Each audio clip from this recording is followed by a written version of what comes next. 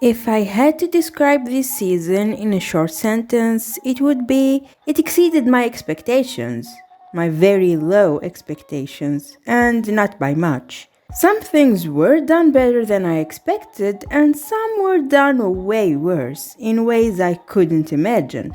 But let's start with the positives and the things I did like. They didn't ruin Alucard like I thought they would, not completely at least. Juste is actually good this season. I was pleasantly surprised. Drolta's backstory, it was good. Annette seeing her mother again. Ulrax and Alucard knowing each other. Mizrak, he was nice. Erzsebet dying a miserable death at the hands of Drolta. The animation and music, this goes without saying. And that's it, I guess. Vive la révolution! Oh my god, say it again. Vive la révolution. Okay, maybe it's not a total waste. And now to the bad stuff. To me at least. Where do I begin? Maybe with the Abbott and how this show has no idea what a Forge Master is. And I'm not sure why. Isaac already explained what it is. I'm a Forge Master. I can take demons from hell and install them in dead bodies on Earth. A Forge Master takes souls from hell and installs them in dead bodies. They in turn become night creatures and fully loyal to their master. They don't bring people back from the dead verbatim because they don't come back the same. Since night creatures crave destruction and bloodshed, they are from hell after all. And they are fully loyal to their masters. With that being said, what the fuck is Nocturne doing? And why? First of all, the Abbott is not a Forge Master. He's a Forge bitch boy, cause most his night creatures don't listen to him. For whatever reason, plot convenience, clearly. And he's also a necromancer apparently, cause he brought Drolta back to life and she made it clear she won't listen to him. And I was like, can she do that? It was my understanding that when a Forge Master reanimates a thing, it has total loyalty to the Forge Master and his goals. It does. Meanwhile, This was very kind, but I hope you don't expect me to obey you.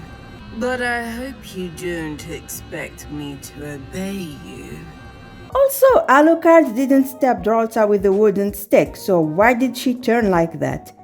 Plot convenience. And I also love Drolta as much as the next person, but you can't disregard the first series. it's been established. But fine, let's look at the Abbott himself.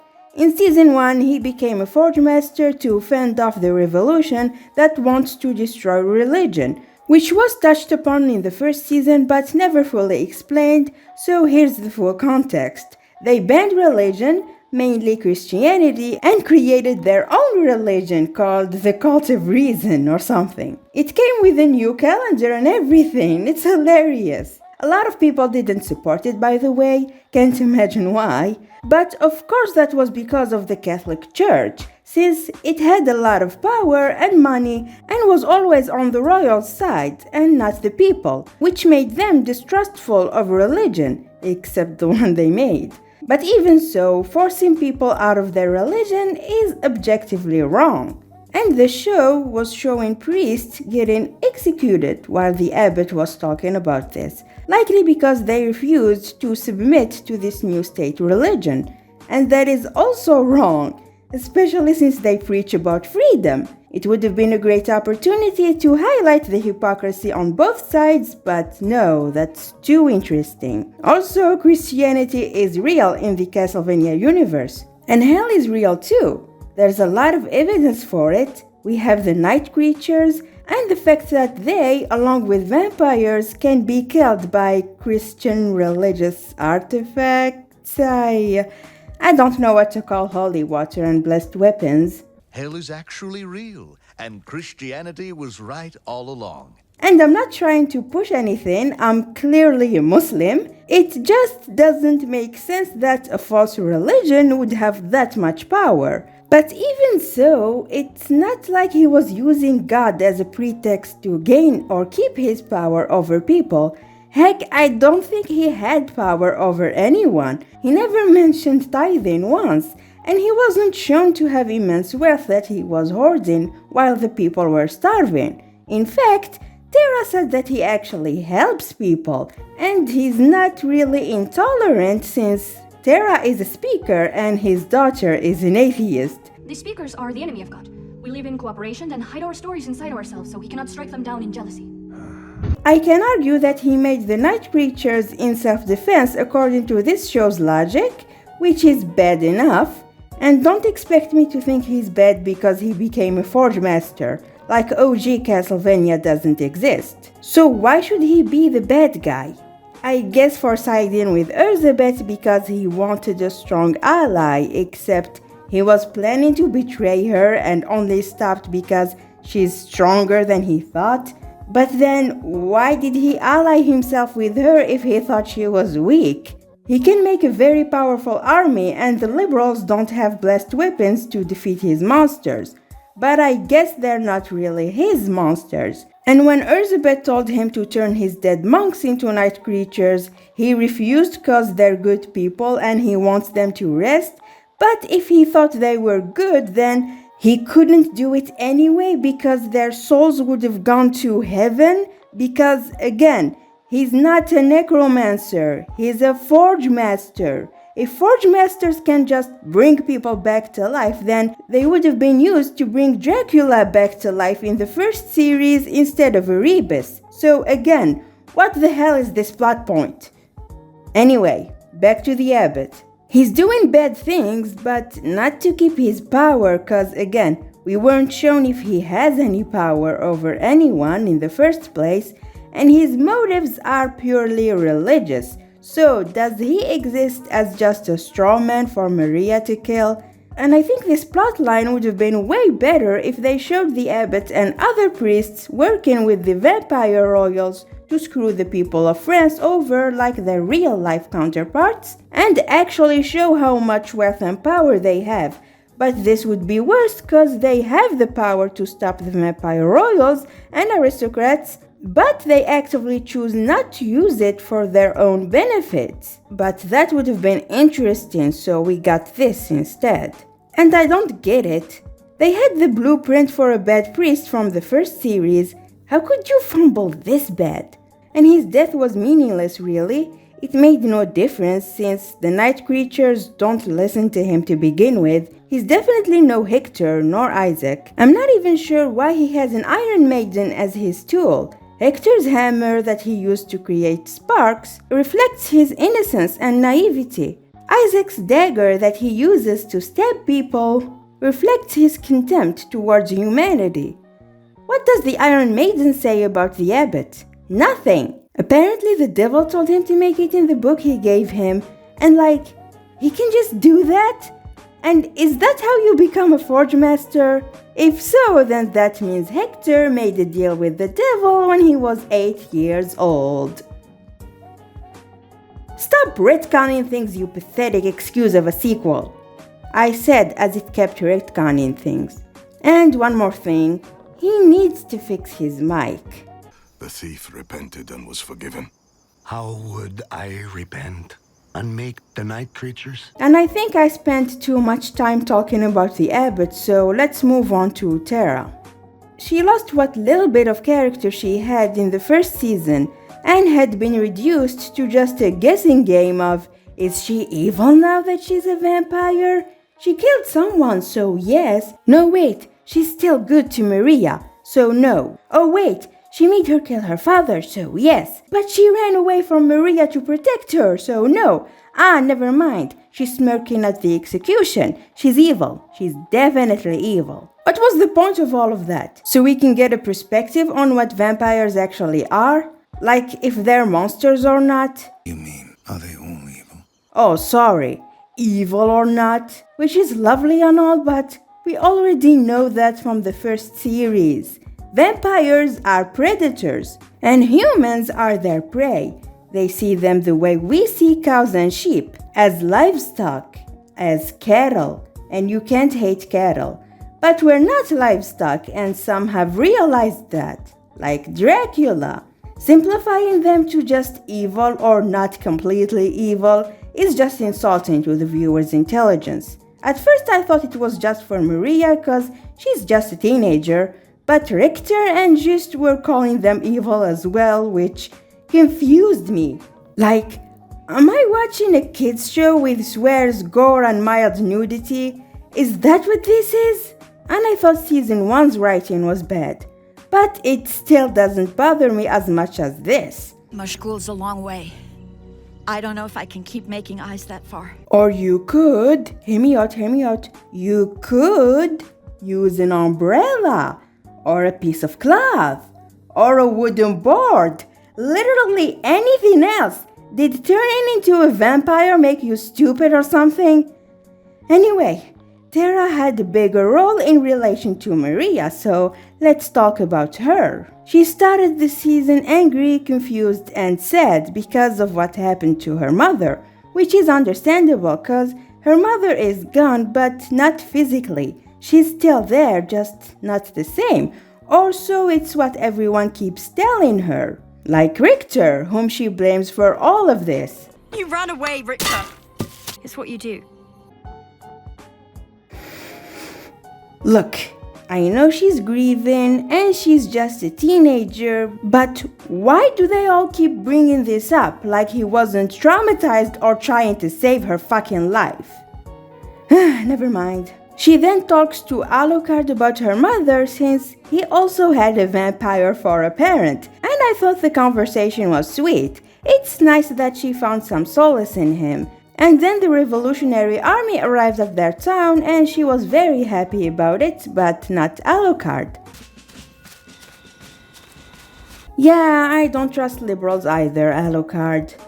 But then her mother wanted to see her. I'm sorry, but how did that work? Did she have her eyes closed or something?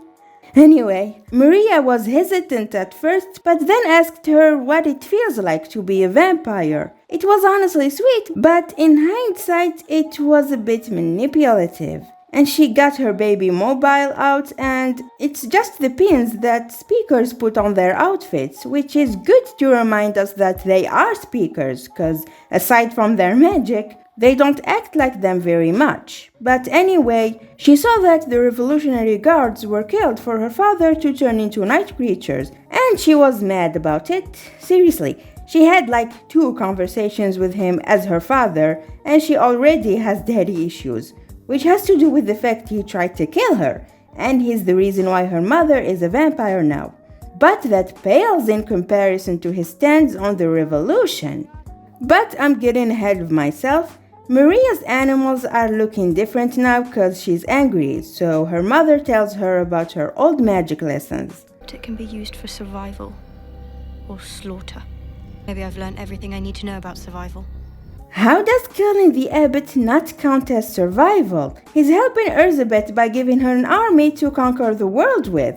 They should have done this in season 1 because that's the only efficient way to stop a Forge Master. And even if she's just doing it for personal reasons, he was willing to kill her for Erzsebet, so yeah, I think it's okay to kill him for that. But anyway, this is still a really bad thing because Maria never killed anyone before, except for vampires, but they don't count. Bigot.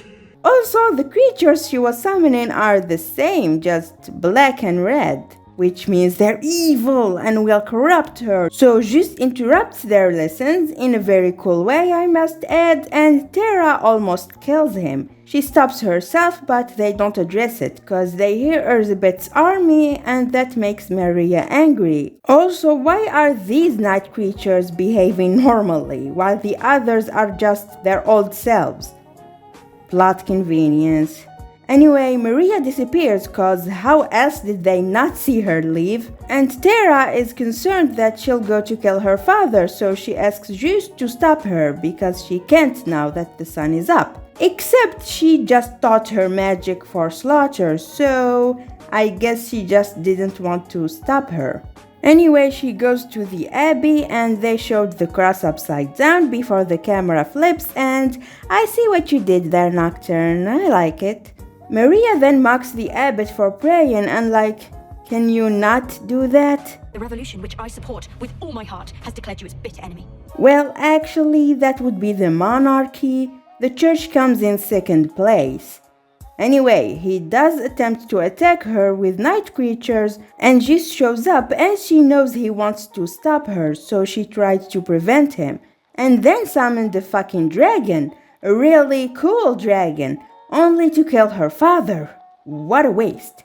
The abbot looked terrified and was reduced to this weeping, pitiful man, mainly because he knows he'll go to hell when he dies. But again, I wouldn't put him anywhere near the bishop's level. He's not a power-hungry, fear-mongering maniac who's willing to kill innocent people just to control the rest. And he didn't bring about the end of the world. Heck, I'm not sure how much of a threat he was. Also, if they actually tried to draw parallels to the bishop's death, then that would be the biggest insult to the original show so far. To compare the best scene in the entire show, nay, in all media arguably, to this watered-down version of it is simply blasphemous. But we continue. Juste tried to stop her and she argued with him, and we got this lovely gem. Most of what's bad in the world is because of stupid old men! Look, I'll give the show the benefit of the doubt and assume they were just referencing Carmilla, but I can't help but think they actually meant it. The show has this performative liberalism so much to the point it feels preachy and frankly insulting. I mean, they had two Haitians helping the French Revolution because both revolutions were against Christianity, I guess, so they must be the same. Even if it was for different reasons, and like, they don't know what France did to Haiti before and after it? But more on that later. Anyway, I think this whole confrontation would have been better if it was more personal, like Maria mentioning that she went to the abbot to rescue him, yet he went to kill her, or highlighting his hypocrisy and how he was willing to declare Erzsebet his god by sacrificing Maria. And it's a consistent theme all throughout the show. Every time there's an opportunity for the show to do something great, it takes the lazy route and gives us something mid. Heck, even in that lovely exchange, Juste could have said, "Your power is a force for good in the world, not for killing," and Maria would reply, "Killing him will bring a lot of good to the world." Or something like that, I don't know. English is my second language, and I'm not a writer. And even I think it wasn't right. But anyway, she killed him and she wasn't looking so good afterwards. And the devil comes to collect his soul. Seriously, how is anyone an atheist in this show? And her dragon suddenly refused to listen to her. She really is her father's daughter and turns to kill her. But Juste awakens his magic and saves her. Tera then attacks it, so it went to the portal. Maria then closes it before she collapsed from exhaustion that this whole ordeal caused her. Juste then tells her mother that these new creatures will corrupt Maria, but she says nothing, and goes to where the abbot died and she evilly smirks. Which, if she wanted the abbot to die, she could have killed him herself, but she wanted Maria to do it specifically, maybe to hurt him further, without considering the psychological damage that her daughter will endure. 'Cause she's evil, I guess. Maria later rejects Juste's warnings, 'cause she's an angsty teenager, but then her mother showed up telling her that her father deserved to die, which is true, but she shouldn't have been the one to kill him. And she tells her that it feels good to have such power, but it's clear she's not feeling good. Juste then offers her a more positive perspective on life, and Maria decides to let her mother turn her, since she can't take back what she did, and she wants to live forever with her. Juste tried to stop that, and she refused to listen to him. It's my life. I choose what to do with it. Okay, that's kind of funny. Tera finally snaps and realizes that she's turning her daughter into a monster, so she leaves her. The problem is that Maria didn't realize this, so it'll be even more devastating for her. I felt bad for her honestly, but she at least has Juste with her. And he helped her bring her old magic back, after being even more devastated now that her mother left her. That scene was adorable, I admit. Like I said, I liked Juste this season, and her memory was really cute, and I liked the art style. And she was still alright the rest of the season. And she has Juste supporting her all the way, and Alucard as well. I think I might like to see how that goes. Wait, no, you can't ship them now. She's only 16, and even though he acts like an emo teenager, he's a never-aging 20-year-old... Never mind. Guess I'll move on to Alucard. I did like him. He is the best thing in the show so far. He acts the same way he did in the original. He is less funny though, but same as the entirety of Nocturne, and he is absolutely gorgeous. I'm even more in love with his design here. But I do have a problem, not with Alucard, but with the fact that he thinks his father is dead, and we all know he's alive. Now, this could mean two things. Either Dracula is living under a fucking rock after he traveled the world with his wife until she died, and she never decided to see her son again and tell him she's alive. Like, Dracula, I understand why. They didn't live on the best of terms, and I too would delay this awkward reunion as long as I could. But Lisa, the kindest, most selfless character in the entire series, Lisa, decided to never let her son know that she's alive and well, and let him think that she died burning at the stake, and that he killed his father to protect people like she would have wanted, and never gave him closure and let him know she was okay. And now that she died, Dracula decided to just disappear as well, cause there's no way Alucard never heard of him in 300 years. And number two, which I like to believe cause it's funny, the new writers never finished the first series and never saw the twist at the end, so that's why Dracula is still dead in Nocturne. But whichever it is, it's still bad. But anyway, guess I'll talk about Richter now, who's there, I guess. Which is preserved in her mummy. She gave her heart to her mother. Ha ha ha ha ha, isn't that funny? But in all seriousness, he was okay. For the most part, he is no longer useless like in season 1, although I think he only was to necessitate getting his powers back, cause lazy writing. What bothered me the most is that he didn't tell Alucard that he revealed their plan out of sheer idiocy immediately. I get why he would do it though, but Annette? Just why? Anyway, this pales in comparison to his identity crisis with being a Belmont and all. I've known I'm a Belmont, and what that means. Fighting evil.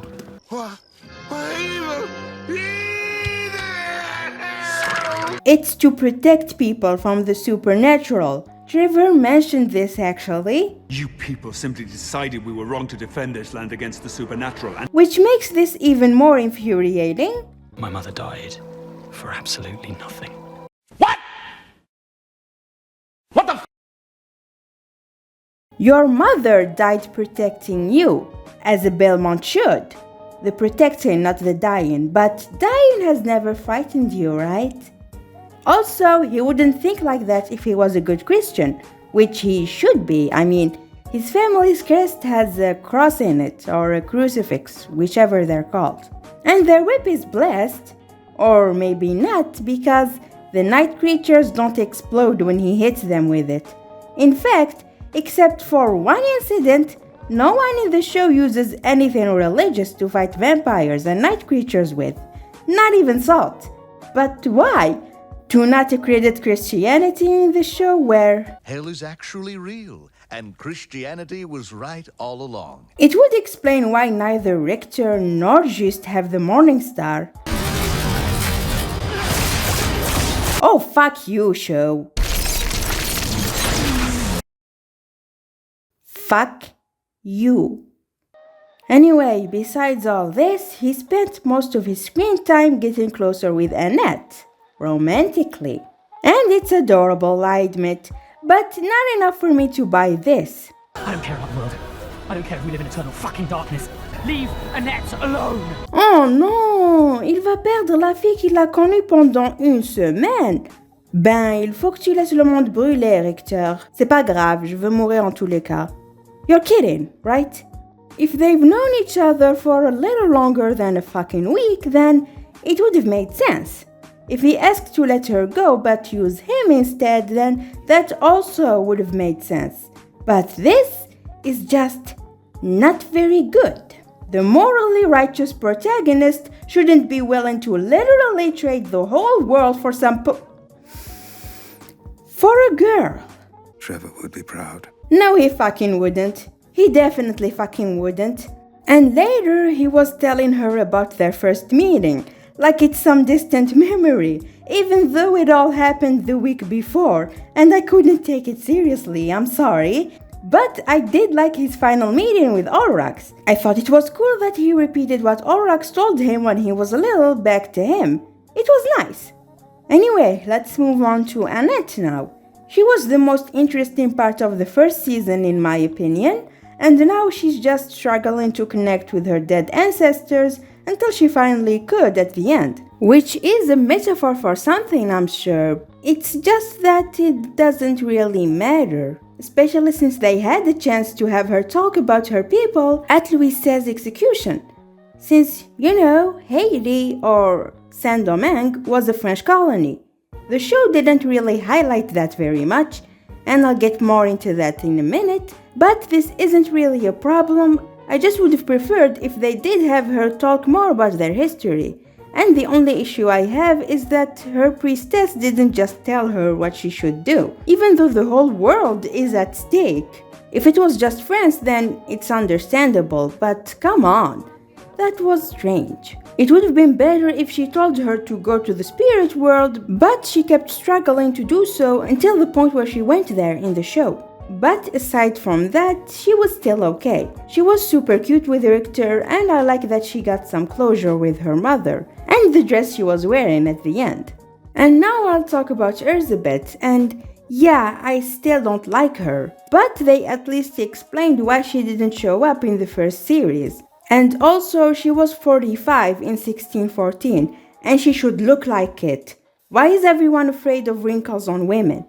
Anyway, I think that they should have kept her as Dracula's niece in the show, and ditched the whole Egyptian god thing, and have her create endless nights using Dracula's plan that Alucard mentioned in the first series. Great strange flying machines that pull shrouds across the sky to block out the sun. A world without humans, under endless invented night. And since Nocturne kept Dracula dead anyway, her motives could be that she wants to continue her uncle's legacy, since she doesn't have clear motives in the actual show, cause she wants to rule the world because...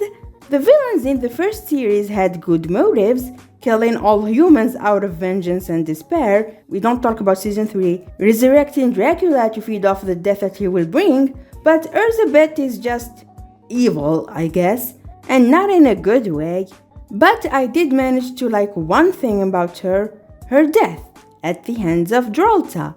And speaking of which, the show apparently agrees with everyone and made Drolta the main villain, after it was way too late. Cause seriously, why couldn't she be the one to drink Sekhmet's blood? Why couldn't she be the one to eat her heart? Which there's no fucking way that mommy hasn't been eaten yet, but I digress. And when she finally did become Sekhmet, she was shortly defeated afterwards, which left me utterly disappointed, to say the least. And if they wanted to make her just a devoted follower of her god that's gone too far in her devotion, then yeah, she definitely should have been the main villain from the beginning.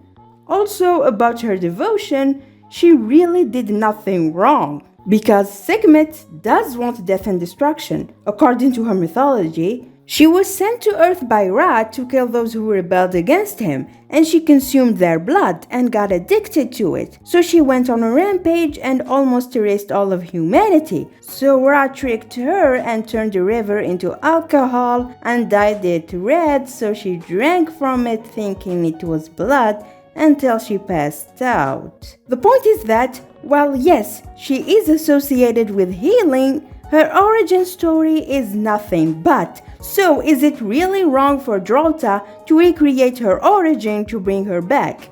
No, the answer is no, obviously. And the way they defeated her, first off, she took Sekhmet's powers from Erzsebet because... You are nothing. You are so correct. Then she was undefeatable. But wait, what's this? A literal deus ex machina? Wow! Thanks, Satan! I fucking hate it! And why did she reprimand her for what she did? Made yourself into this unclean thing, fed my soul to a disgusting walking corpse. Bitch, you ate people. God, Drolta deserved so much better. This is not fair, and I'm getting angry, so I'll just talk about Mizrak. He was nice. Like, genuinely nice. And he was still devoted to his religion, which I do appreciate, cause the Abbott is the one who failed him, and not God. I also liked that he was helping Maria along with Juste. My favorite scene was when Juste was talking about chastity and Mizrak was looking guilty as fuck. That genuinely made me laugh. And his scenes with Olrax too. And that he was overall a really good person. But he still made the huge mistake with the Abbott, so he was afraid to die at the end, cause then he'll go to hell. But I like to think it's for doing the devil's tango with Olrax. You should have kept it in your pants, dude. Anyway, he's a vampire now, but also immortal with Olrax, so it could be a happy ending, maybe? I also liked Juste, and that he became a better grandfather to Maria than he was to Richter. He was better overall than he was in season 1 anyway. And that concludes the specifics, so I'll move on to the general problems with the show, like the historical inaccuracies. At first, it didn't matter that much to me, cause vampires and magic aren't historically accurate either. And don't take this the wrong way, but I don't really care about French history, especially since I know what they did after this. So you know they fucked up when they got me pissed off about it. So in the first season, my biggest problem was that they had the Haitian former slave help her oppressors with their revolution, to then later have these same people impose colonial taxes on Haiti that will cripple their economy for centuries to come. Just why? Not to mention the French hated the uprising, but they didn't mention that they were enslaved by the French in the show, did they? I wonder why. But it only got worse in season 2 with Louis XVI's execution. He wasn't a bad man. Pardon? T'as dit quoi? Even Maria says he wasn't a particularly bad king. She never fucking said that. There's just no way she fucking said that. I'm sorry, but what the fuck was that? How is he not the bad guy? His people were starving because they couldn't afford food anymore, with taxes to pay on top of that the rich aristocrats were exempt from paying, and he did nothing about it and kept spending tax money on balls with his rich friends. So why are you defending him? Is it because he helped you in your revolution? Yeah, well, he didn't do it out of kindness, but as a fuck you to the Brits. So again, why would he not be bad for letting his people starve? But wait, people weren't starving in Nocturne, were they? Especially in season 2. I mean, look at all this meat. There were no refrigerators back then, so all of this will be sold in the same day, in a time where meat was a luxury. With all of this, of course you'd think he wasn't a bad king, and you effectively took away the main reason behind the French Revolution. But why did you do it? Piss off the French? Look, I like pissing off the French as much as the next person, but you don't have to alter their history for that. Their real history is bad enough. But that still pales in comparison to this. I'm all for beheading vampire aristos. I mean, people who are actually evil. But isn't this going a little far? Are you actually saying that the aristocrats are bad? No wait, sorry, evil. Not because of their immense spending and their lavish lifestyle that was on the backs of the peasantry, but because they're vampires. And even though Louis XVI has done the same, he's not bad because he's a human? Lovely, just lovely. Why do liberals love to simplify everything? Because if they truly wanted nuance, then this was like the least questionable thing that the revolutionaries did. They did far worse things for the revolution, like executing aristocrats, including women and children, and massacring people in battles, including, again, women and children. But these were never mentioned at all, which is weird considering they seem to love the Haitian Revolution. But wait a minute, They didn't say they killed women and children there either. I know the slaves rose up, burned all the sugar plantations, and killed all the bastard slave owners. But why did they change it like that? Is it because they were worried that they would make the slaves, who were abused and treated like animals all their lives, look bad because they killed their masters and their families?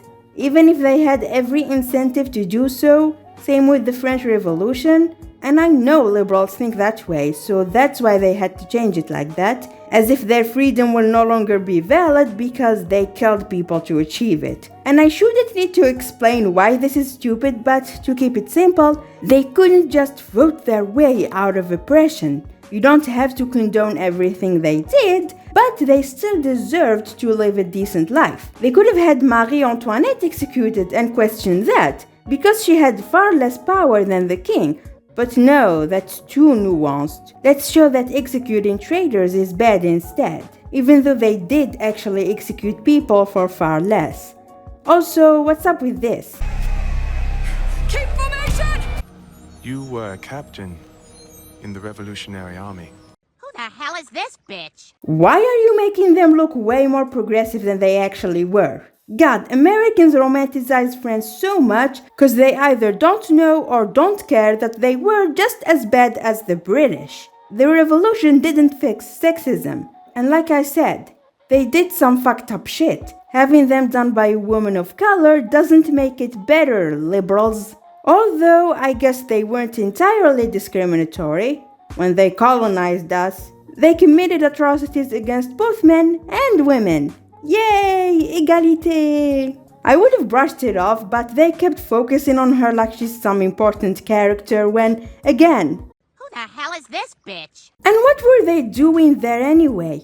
They're clearly not welcomed. She said they were there to protect them, right before they shot a civilian. Great job making me root for them, writers, but unfortunately for you, I don't like cops. And the way I see it is, they wanted to take over more territory despite what the people living there want. That's not good. But then they died, so we have to feel sorry for them. And by the way, the barricades were in the second revolution, or third, I don't know, the one that was in Les Miserables, which is why they added them. It's all about the aesthetics of the French Revolution, and not the actual thing. But anyway, what else did they ruin? The majority desires the good, but it neither knows the means to reach this goal, nor the obstacles that distance them from it. Is that Robespierre?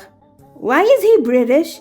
And why is he spewing the biggest pile of bullshit that I have no way that one is accurate? Sorry to interrupt your riveting speech, Monsieur Robespierre. Monsieur Robespierre. I love Alucard so much. And yeah, if you wanna know what will happen next, they'll just fight amongst each other, then execute each other until Napoleon's coup, that is. Napoleon Bonaparte, more like Napoleon Bon Débarras. Thank you, I'm here all week. Anyway, let's move on to the next problem that I have. How they handled religion, or more like religions, cause it doesn't make sense. And even if we ignore that the first show already established that hell is actually real, and Christianity was right all along. The way they went about it in the show still doesn't make sense. First off, they left the legitimacy of Christianity ambiguous, which is whatever, but they also confirmed the Egyptian mythology and voodoo. And the problem is that you can't have multiple religions be correct at the same time, because they contradict each other. One is monotheistic, while the others are polytheistic. Heck, even the so-called Abrahamic religions can't all be correct because they all contradict each other. With that being said, just what the hell is going on in Nocturne? They confirmed that hell exists through night creatures, but then they show the spirit world as an afterlife as well. But then who goes there? Voodoo practitioners? Then why did Edouard go to hell? And how did Louis XVI go to the spirit world instead of hell? Lisa went to hell. Are you saying Lisa deserved hell more than he did? Why didn't he go to the Egyptian afterlife instead, where Sekhmet is? How did she even die? She said she was betrayed by humanity, but like, huh? If she was that easy to kill by humans, then why couldn't they defeat her when she had 1/3 of her strength? This makes no sense. Also, if she did live amongst humans, then she should have left written instructions for her followers. But she didn't. There is also the problem of having multiple gods from multiple mythologies and religions all in the same universe, but none of them fight with each other. Ogun said that gods can't go to other gods' worlds, and yeah, I'm sure that'll stop Zeus. But that still doesn't explain the existence of hell. Who can and can't go to hell? Will I go to hell after watching this show? Hopefully not. It's not even worth it. Also, what the fuck is the devil? Ulrich said he's not the devil, but whoever he is, what does he do? Teach people how to become forge masters and feed off their evil energy? What is this? But the most infuriating thing to me is that the show is called Castlevania Nocturne, but we only got like 2 eclipses. Did they count the actual nights as well? But anyway, guess I'm done rambling. And the problem is, the show is not bad, but it fails as a sequel. The original Castlevania was incredible because of the phenomenal writing, the complex characters, the philosophical dialogue, and the humor. Maybe the last one is just me, but the spectacular animation has been a plus. It's good that the show has it, but it's not what makes it good. Nocturne did the opposite, cause while the animation has definitely been an improvement, everything else is okay at best. There was almost no complexity in the main conflict. It's just vampires are evil, we have to kill them. Erzsebet is evil, we have to stop her. They tried to introduce some nuance but failed in my opinion, and while there's nothing inherently wrong with it, and I let shows like Has Been Hotel and Hell of a Boss get away with way worse, it is a sequel to the masterpiece that is Castlevania, so of course my standards are through the roof. And I know I would have liked it better if I haven't watched the first series, but I have, and I love it. It's one of my favorite shows. Also, this is maybe the last of the series, and I don't feel bad really. Guess they simply can't make another Castlevania. And you have no idea how much I wanted to curse in French, but my dad watches my videos and he can't speak French, so I couldn't. I am not making that mistake again. Anyway, that's all I have to say. Thank you so much for watching, and I'll see you all next time. Je vais sauver cet animal!